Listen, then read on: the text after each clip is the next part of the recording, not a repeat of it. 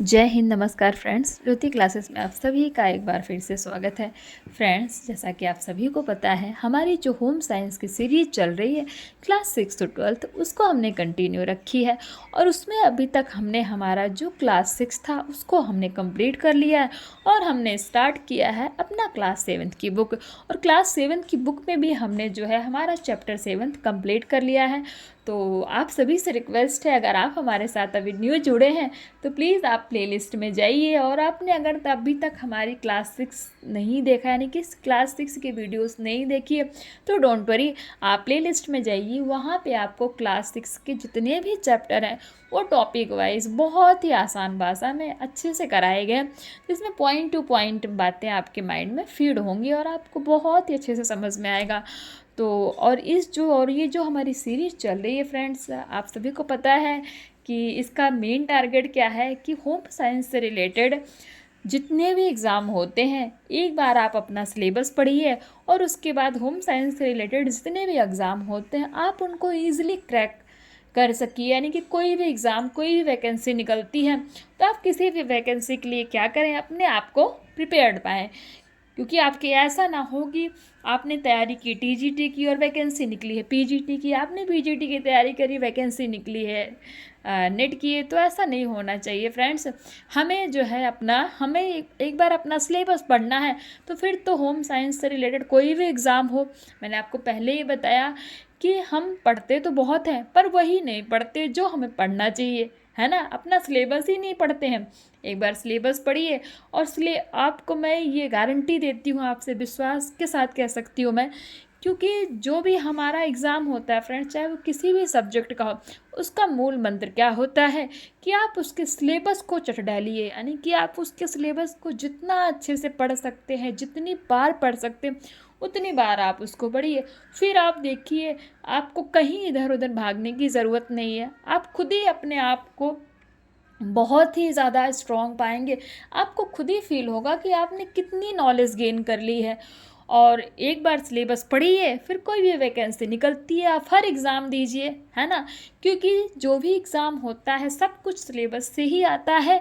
मैंने आपको पहले ही बताया 85 to 90% जो भी आपके एग्ज़ाम में आते हैं, क्वेश्चंस फंसते हैं, वो आपके सिलेबस से ही होते हैं। 10% कुछ बाहर से आ जाते हैं, जो कि हम एक बार ये अपनी बुक्स पढ़ने के बाद वो भी हम पढ़ेंगे। यानी कि जो 10% बाहर का आता है वो उसको भी हम पढ़ेंगे। एक बार अपना होम साइंस का सिलेबस कंप्लीट कर लेंगे उसके बाद। तो फ्रेंड्स, जो हमारी ये छोटी सी कोशिश है, आई होप आप सभी का साथ बना रहेगा। आप लोग साथ दीजिए और थोड़ा सा सपोर्ट कीजिए। और हाँ, आप सभी से रिक्वेस्ट है, आप जब भी वीडियो देखते हैं तो प्लीज़ वीडियो को पूरा देखिए, आधा अधूरा मत देखिए। क्योंकि अगर आप वीडियो पूरा देखेंगे तभी आपको कॉन्सेप्ट समझ में आएगा। आप 2-4 मिनट देख के छोड़ देंगे तो ना आपको आगे का समझ में आएगा ना पीछे का, फिर आपको पता ही नहीं लगेगा कि हो क्या रहा है ना फ्रेंड्स। तो प्लीज़ वीडियो को पूरा देखिए और चैनल को सब्सक्राइब कीजिए, अपने फ्रेंड के साथ वीडियो को शेयर कीजिए, बेल आइकन प्रेस कीजिए। और अगर वीडियो अच्छी लग रही है तो लाइक कीजिए, नहीं अच्छी लग रही है तो आप डिसलाइक कीजिए, जो आपकी मर्ज़ी। मेरी तरफ से कोई फोर्स नहीं है, बट फ्रेंड्स अपनी राय हमें ज़रूर बताइए। क्योंकि आप लोग जब मेरे को यही फ़ायदा होता है कि आप जब वीडियो देखते हैं, आप सब्सक्राइब करते हैं, लाइक करते हैं, तो उससे मुझे थोड़ा सा मोटिवेशन मिलता है, मैं मोटिवेट होती हूँ। फिर नेक्स्ट डे काम करने के लिए मुझे और ज़्यादा एनर्जी मिलती है। मैं सोचती हूँ चलो आप लोगों को मेरा पढ़ाया पसंद आ रहा है, तो मैं क्यों ना और अच्छे से इसको और अच्छे से आपको पढ़ाऊँ। जितना मैं मतलब चाहती हूँ, कर सकती हूँ, उतना मैं करने की कोशिश करती हूँ। तो प्लीज़ फ्रेंड्स, मुझे मोटिवेट कीजिए और मुझे मेरा साथ दीजिए। तो चलिए चलते हैं। आज आज बातें कुछ ज़्यादा ही हो गई, अब बोले बहुत बोलती है। कोई नहीं फ्रेंड्स, हम थोड़ा बातें भी कर लेना चाहिए ना। तो शुरू करते हैं आज की क्लास। आज की क्लास में आप देख पा रहे होंगे, आज की क्लास में हम पढ़ने वाले हैं चैप्टर 8। तो चैप्टर 8 में हम पढ़ेंगे प्राथमिक चिकित्सा एवं परिचर्या। It means first aid and nursing. परिचर्या को इंग्लिश में क्या कहते हैं? जो नर्सिंग होते हैं ना, नर्सिंग असिस्टेंट, उन्हीं को परिचर्या यानी कि देखभाल करने वाला। तो उसमें पढ़ेंगे हम प्राथमिक चिकित्सा एवं उपचार पेटिका। It means first aid and first aid box. तो फ्रेंड्स ये है हमारा आज का चैप्टर। आज का चैप्टर शुरू करने से पहले हम हमेशा क्या करते हैं, हमेशा की तरह हमने प्रीवियस क्लास में क्या किया है एक बार उसका कोई रिवीजन लेते हैं, क्योंकि हमने प्रीवियस में क्या पढ़ा है और अभी क्या पढ़ रहे हैं। जब हम रिवीजन ले लेते हैं तो दोनों के बीच में हम क्या कर सकते हैं, दोनों को आपस में कनेक्ट कर सकते हैं। और कनेक्ट करके हमें, क्योंकि हमें रट्टा तो मारना नहीं है, हमें चीज़ों को समझना है, तो उसे समझने में थोड़ी आसानी होती है। तो चलिए फ्रेंड्स ये देखिए हमारा जो है हमने क्या पढ़ा था, चैप्टर 7 पढ़ा था। चैप्टर 7 में हमने पढ़ा था पोषण, और उसमें हमने देखा था आहार एवं पोषण, it means diet and nutrition. उसमें हमने संतुलित आहार का अर्थ जाना था कि संतुलित आहार क्या होता है, संतुलित आहार। फिर हमने देखा था संतुलित आहार की विशेषताएं क्या होती हैं, उनमें कुछ पॉइंट्स देखे थे। फिर हमने देखा था कि ठीक है विशेषताएं जान ली, अर्थ जान लिया, अब संतुलित आहार की आवश्यकता क्यों पड़ती है और इसका महत्व क्या है हमारे, यानी कि इम्पोर्टेंस क्या है हमारी लाइफ में। तो हमने देखा था संतुलित आहार की आवश्यकता एवं महत्व में भूख को शांत करना, ऊर्जा प्रदान करना है, ये इसका क्या होता है, महत्व होता है शरीर की वृद्धि एवं विकास के लिए, शरीर के रख रखाव के लिए, विभिन्न रोगों से बचाव के लिए, शारीरिक क्रियाओं को नियमित रखने के लिए। तो इन सभी के बारे में हमने बहुत ही डिटेल में पढ़ा था। फिर हमने देखा था भोजन के पौष्टिक तत्व कौन से होते हैं उनके बारे में जाना था। और वो पौष्टिक तत्व कौन कौन से हमने देखे थे, एक देखे थे कार्बोहाइड्रेट, और ये कहाँ से मिलते हैं, इसकी उपयोगिता क्या होती है। फिर हमने देखा था वसा, वसा कहाँ से, यानी कि वसा को प्राप्त करने का सोर्स क्या है, कहाँ से मिलते हैं, किसके माध्यम से, इसके बारे में भी हमने जाना था। फिर इसकी उपयोगिता भी देखी थी। साथ ही हमने नेक्स्ट हमारा क्या देखा था, हमने प्रोटीन देखा था। अब प्रोटीन को भी प्राप्त करने के सोर्स हमने देखे थे। फिर हमने प्रोटीन की उपयोगिता देखी थी। फिर हमने देखा था खनिज लवण देखा था। अब खनिज लवण का हमारे जीवन में क्या योगदान है और कितने खनिज लवण होते हैं, इन सभी के बारे में हमने जाना था। तो कितने होते हैं फ्रेंड्स, प्लीज़ फटाफट बताइए कितने खनिज लवण होते हैं और वो खनिज लवण कौन कौन से हैं, फटाफट बताइए। खनिज लवण प्राप्ति करने के सोर्स कौन कौन से हैं, खनिज लवणों के कार्य क्या हैं, ये हमारे लिए क्या कार्य करते हैं। फिर हमने जाना था विटामिन्स, और विटामिन्स में जो हमारे मेन विटामिन हैं उनके बारे में हमने जाना था, और अगर इनकी कमी हमारे शरीर में हो जाती है तो इससे हमें क्या नुकसान हो सकता है उसके बारे में हमने देखा था। और फिर हमने देखा था vitamin A, vitamin B, vitamin C, vitamin D, vitamin E, vitamin K, इन सभी विटामिनों के बारे में फ्रेंड्स हमने जाना था, और इनकी कमी से हमारे शरीर में कौन से रोग हो जाते हैं। तो इन सभी के बारे में हमने बहुत ही अच्छे से डिटेल में हमने क्या किया था हमारी प्रीवियस क्लास में पढ़ा था। I hope. और एक हाँ फ्रेंड्स एक चीज़ मैं भूल गई, इसमें हमने देखे थे इसके स्मरणीय तथ्य भी देखे थे और इसकी प्रश्नावली भी देखी थी। तो ये था फ्रेंड्स हमारा चैप्टर 7। आई होप आपका क्विक रिवीजन हो गया होगा।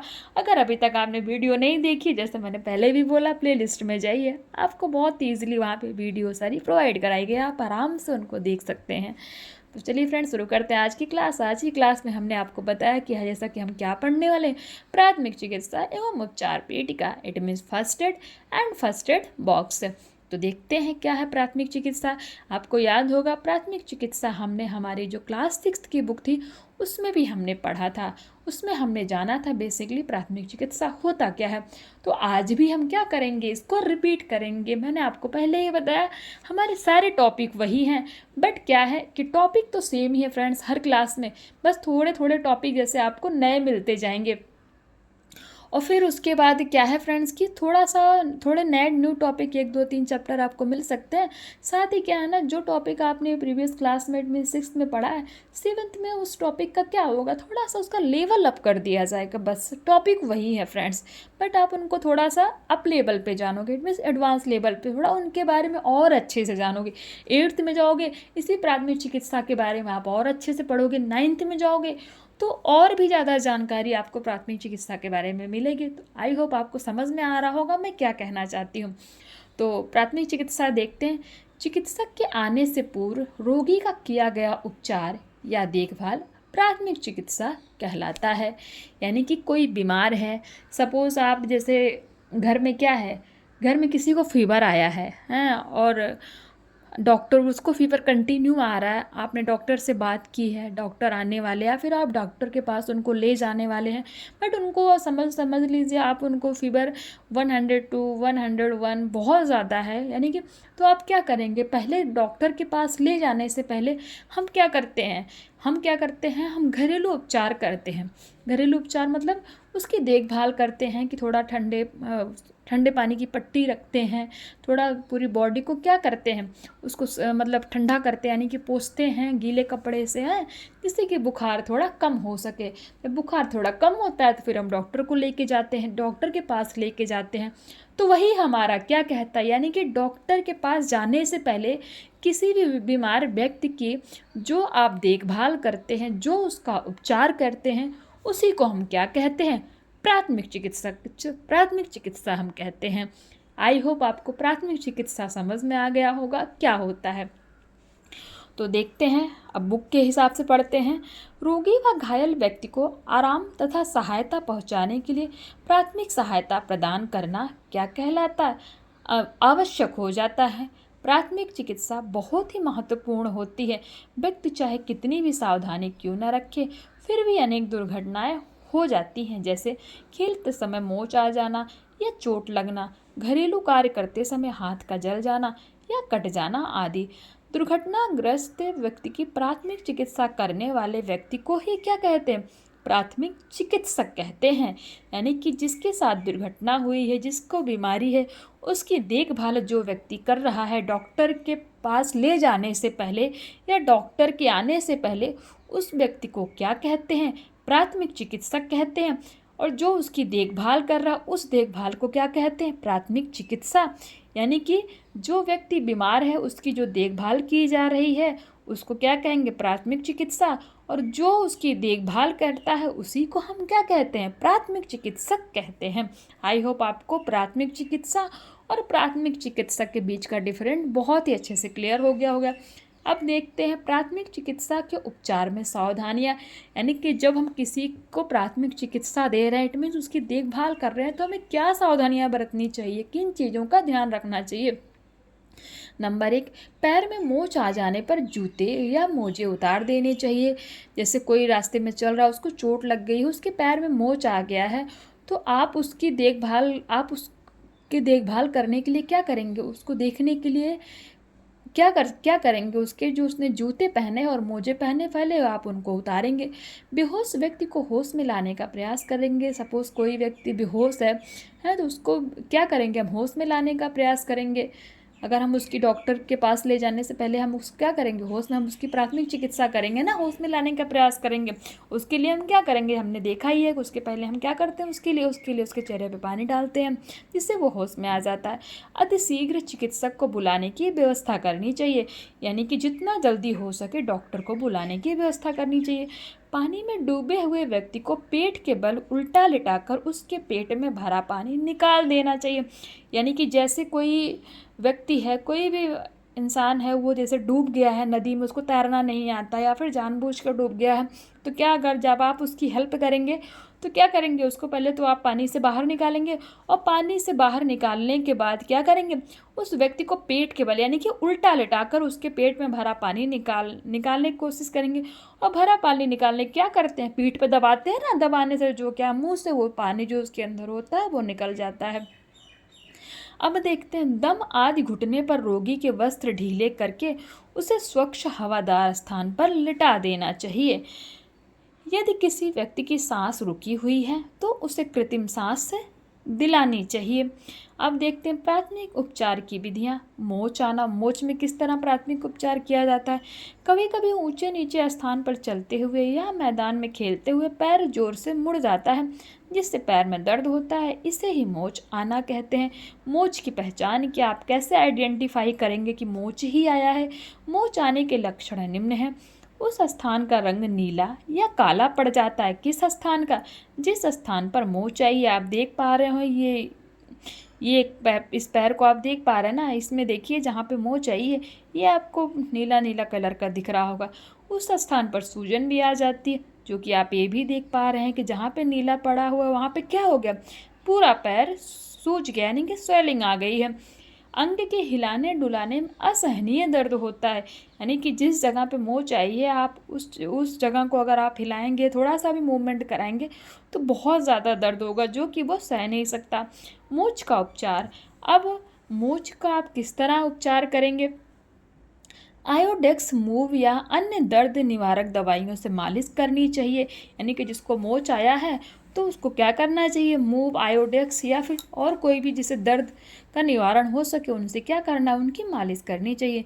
जोड़ के स्थान को हिलाना डुलाना नहीं चाहिए। दर्द मार या अरंड के पत्ते गर्म करके प्रभावित अंग पर बांधने से भी लाभ मिलता है। मोच के स्थान पर कसकर पट्टी बांधनी चाहिए ताकि हवा न लगे। बेहोशी, अधिक कमजोरी किसी कारण, अब बेहोशी आने पे देखते हैं कि अगर बेहोशी किसी को आ गई है तो आप उसका उपचार कैसे करेंगे। अधिक कमजोरी किसी कारण, सदमा पहुंचने से या दम घुटने से कभी कभी व्यक्ति क्या होता है? बेहोश हो जाता है। बेहोश के लक्षण निम्न प्रकार हैं। नंबर 1, व्यक्ति निढाल होकर निर्जीव की तरह गिर जाता है। जैसे अचानक बातें कर रहा है, खड़ा है, वो सडनली गिर जाएगा, उसको कुछ भी नहीं पता वो कहाँ पे गिर रहा है, इट मीन्स वो बेहोश हो गया। बेहोश व्यक्ति के अंग शिथिल हो जाते हैं तथा दांत कसकर बंद हो जाते हैं। बोलते हैं ना, हाथ पैर टाइट हो जाते हैं, दोनों दांतों को ऊपर नीचे के दोनों दांतों को आपस में क्या कर लेता है? वो ज्वाइंट कर लेता है, वो हिलते नहीं है। तो बेहोश व्यक्ति के अंग क्या होते हैं? शिथिल हो जाते हैं, इट मीन्स एकदम टाइट हो जाते हैं तथा दांत कसकर बंद हो जाते हैं। बेहोशी की हालत में व्यक्ति की बोलने व सुनने की शक्ति क्षीण हो जाती है। जब भी कोई व्यक्ति बेहोश है तो इट मीन्स वो समझ लीजिए उसकी सांस तो चल रही है, बट वो ना तो आपकी कोई बात सुन सकता है और ना वो समझ सकता है, क्योंकि उसको बोलते हैं ना, व्यक्ति के बोलने व सुनने की, ना वो बोल सकता है ना सुन सकता, उसको कुछ भी नहीं, आप उसके साथ कुछ भी कर डालो उसको कुछ भी नहीं पता लगेगा कि उसके साथ हो क्या रहा है। अब देखते हैं इसका उपचार किस तरह किया जा सकता है। अगर किसी को कोई बेहोश हो गया है, यानी सर्दी का मौसम है, तो उसके शरीर को गर्मी पहुंचाने के लिए कंबल या रजाई उड़ानी चाहिए। नंबर 2, बेहोशी यदि किसी कारण बस सदमा पहुंचने से हुई है तो सांत्वना देनी चाहिए। नंबर 3, चम्मच की सहायता से बेहोश व्यक्ति के मुंह में पानी डालना चाहिए। बेहोश व्यक्ति के तलवे व हथेली हाथ से रगड़ने चाहिए। यानी कि उनको ऐसे ऐसे करके, तलवे जो होते हैं ना फ्रेंड्स, उनको आपस में ऐसे ऐसे करके रब करना चाहिए। पैर के जो तलवे हो गए, ये तो हथेली हो गई हमारी, पैर के जो तलवे हो गए इनको क्या करना चाहिए? आपस में रगड़ना चाहिए। उससे क्या होगा? व्यक्ति को होश आता है। जलना, जब त्वचा तेज गर्म वस्तुओं के संपर्क में आ जाती है तो उसे जलना या झुलसना कहते हैं। हमने बेहोशी देख लिया, मोच देख लिया, अब हम जलना के बारे में देखते हैं। जलने व झुलसने पर उपचार, यानी कि जब कोई व्यक्ति जल या झुलस गया हो तो हमें क्या उपचार देना चाहिए? जलने पर निम्न प्रकार के उपचार करना चाहिए। जले हुए स्थान से वस्त्रों को हटा देना चाहिए। यानी कि जहाँ पे भी, जैसे यहाँ पे कोई जल गया है और उसने कपड़े पहन रखे, तो उस स्थान से जो उसने कपड़े पहने हैं उस कपड़े को हटा देना चाहिए। फिर जले हुए स्थान पर नारियल का तेल लगाना चाहिए। यदि फफोड़े पड़ जाएं तो उन्हें फोड़ना नहीं चाहिए। बोलते हैं ना, लाल लाल सा एकदम वो फफोड़े पड़ जाते हैं, जिसको आप झलका भी बोल सकते हो, तो वो पड़ जाता है, उसको फोड़ना नहीं चाहिए। झुलसे हुए अंग को शीतल जल में डुबो कर रखना चाहिए। जैसे ठंडे पानी में आप देख पा रहे हो, ठंडे पानी से धो रहे हैं। ये जले हुए स्थान पर बरनाल या कोई एंटीसेप्टिक क्रीम लगानी चाहिए। अब देखते हैं रक्त स्राव या खून बहना। अगर किसी को रक्त स्राव यानी कि खून बह रहा, रुक नहीं रहा, तो हमें क्या करना चाहिए? कभी कभी असावधानी वश कार्य करने से सब्जी आदि काटते समय चाकू से या अन्य तेज धार वाली वस्तु से त्वचा क्या हो जाती है? कट जाती है, अथवा चोट लग जाने पर, त्वचा के छिल जाने पर रक्त वाहिनियाँ कट या फट जाती हैं, जिसके फलस्वरूप उस अंग से रक्त बहने लगता है। इसे ही क्या कहते हैं? रक्तस्राव कहते हैं। रक्तस्राव के उपचार देखते हैं। इस रक्तस्राव से किस तरह से बचा जाए, यानी कि इसका क्या उपचार किया जा सकता है? कटे भाग पर गीली पट्टी कसकर बांध देनी चाहिए। घाव पर बर्फ की पट्टी या थैली रखने से भी रक्तस्राव बंद हो जाता है, इट मीन्स खून बहना बंद हो जाता है। छिले हुए अंग पर फिटकरी लगाने से ही लाभ होता है। प्रभावित अंग पर डेटॉल, सेवलॉन तथा स्प्रिट लगाकर पट्टी बांधनी चाहिए। अब देखते हैं, बिजली का करंट अगर किसी को लग गया है तो क्या करना चाहिए? कभी कभी विद्युत उपकरणों का प्रयोग करते समय असावधानीवश बिजली का झटका लग जाता है। इस परिस्थिति में निम्न प्रकार प्राथमिक चिकित्सा करनी चाहिए। कैसे? नंबर 1, सर्वप्रथम बिजली का स्विच बंद कर देना चाहिए। नंबर 2, रोगी को आराम की अवस्था में लिटा देना चाहिए। यदि त्वचा झुलस गई हो तो जलने के समान उपचार करना चाहिए। नंबर 4, रोगी को गर्म दूध या अन्य गर्म पेय पदार्थ पिलाना चाहिए। नंबर 5, रोगी की घबराहट दूर करने का प्रयास करना चाहिए।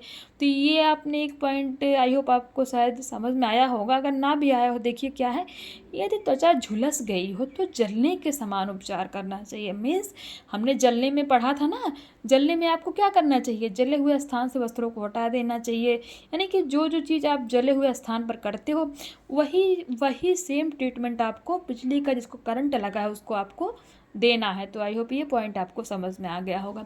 रोगी की परिचर्या यानी कि उसकी नर्सिंग, परिचर्या को क्या कहते हैं? नर्सिंग, यानी कि उसकी देखभाल किस तरह की जाती है। प्रत्येक घर में कोई ना कोई सदस्य कभी ना कभी किसी न किसी सामान्य रोग या शारीरिक कष्ट से क्या होता है, पीड़ित हो जाता है। तो उसका उपचार घर पर ही उपलब्ध वस्तुओं से कर लिया जाता है। इस प्रकार घर पर इस्तेमाल होने वाली तथा सरलता से उपलब्ध होने वाली कुछ वस्तुएं अनेक विकारों में कष्ट निवारण के रूप में प्रयोग हो सकती हैं।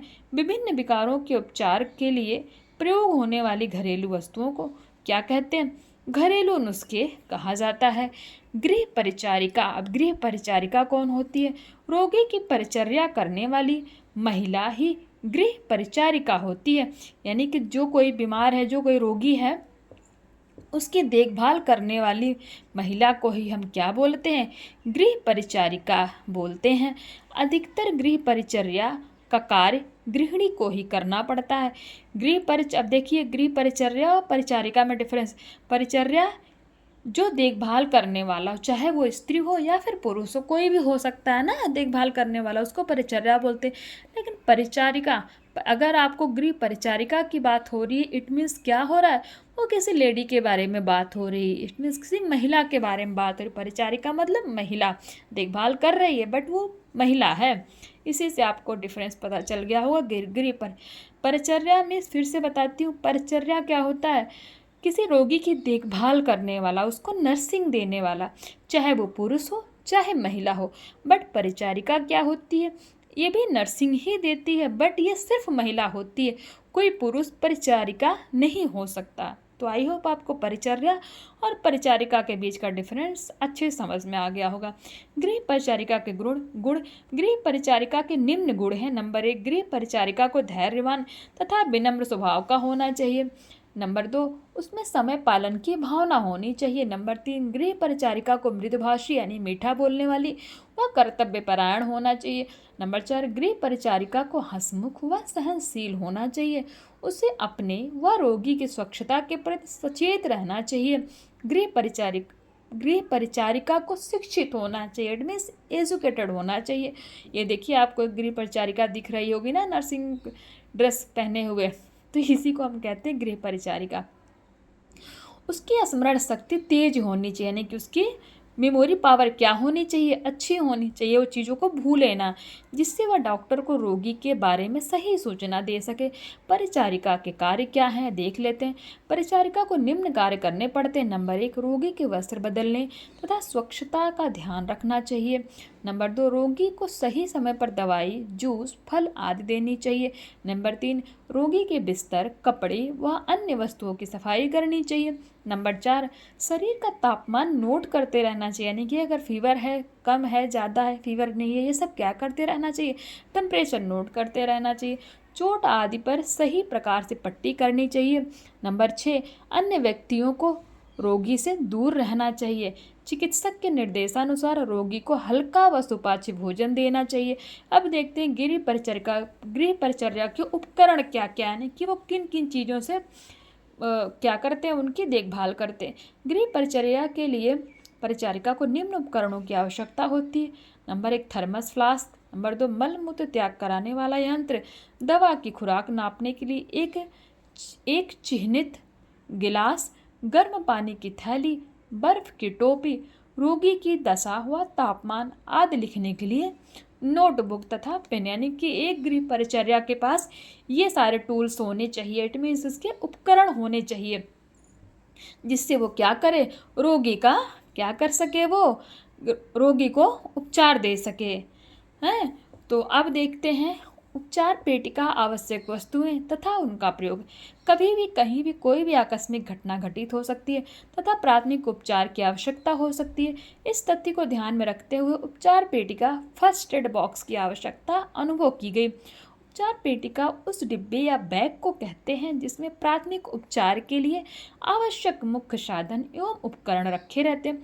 सामान्य रूप से प्राथमिक चिकित्सा में रुचि रखने वाले सभी व्यक्ति हर समय अपने साथ उपचार पेटिका रखते हैं।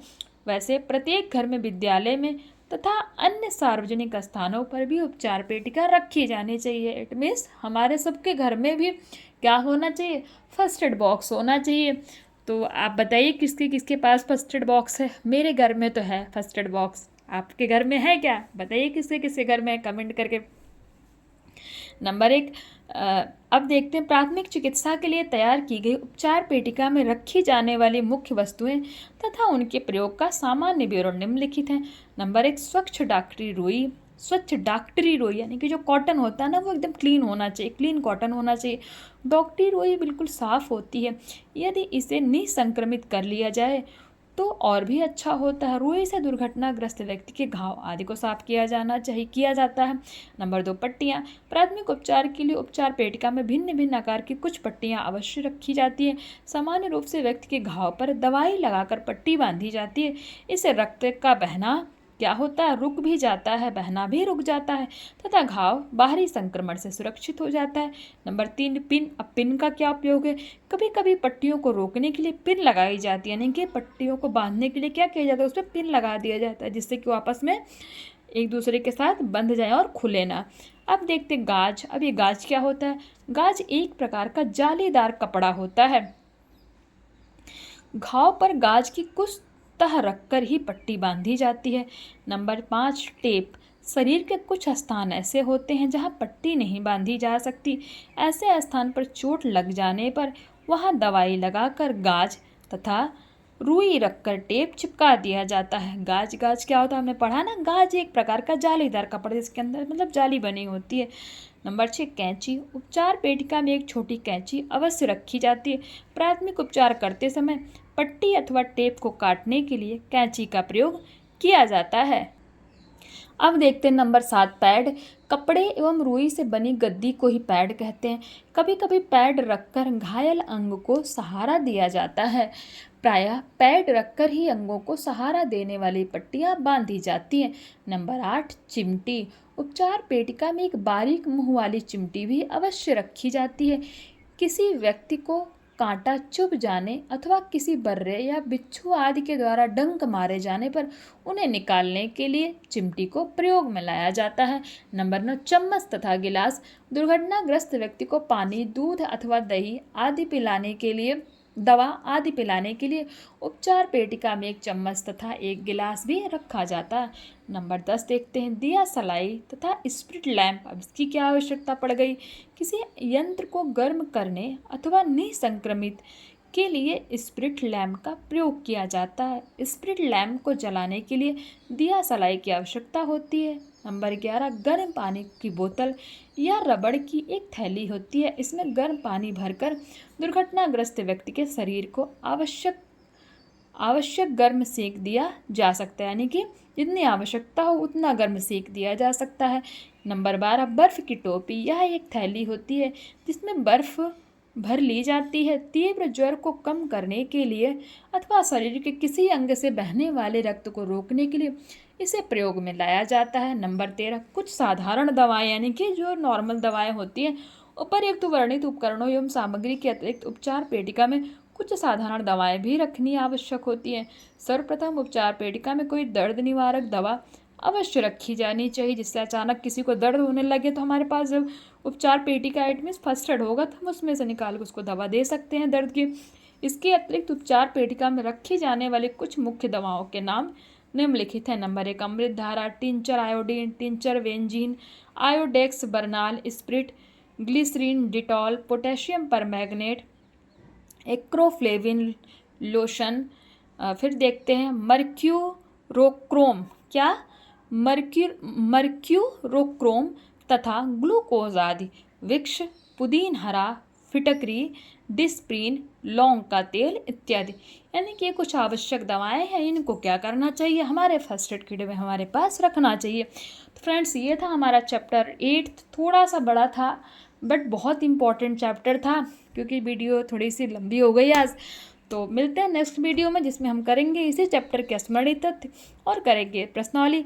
अगर वीडियो अच्छी लग रही हो तो प्लीज़ चैनल को सब्सक्राइब कीजिए, वीडियो को ज़्यादा से ज़्यादा शेयर कीजिए और अपने दोस्तों के साथ इस वीडियो को शेयर कीजिए और बेल आइकन क्या कीजिए, उसको प्रेस कीजिए, जिससे कि जब भी मैं वीडियो अपलोड करती हूँ सबसे पहले नोटिफिकेशन आपके पास पहुँचे। और ऐसे ही अपना प्यार देते रहिए। और साथ में हम क्या करेंगे, फटाफट हमारा जो ये सीरीज का हमने चला रखा है इसको हम कंप्लीट करके फिर हम पहुँचेंगे प्रीवियस ईयर के क्वेश्चन की प्रैक्टिस के ऊपर।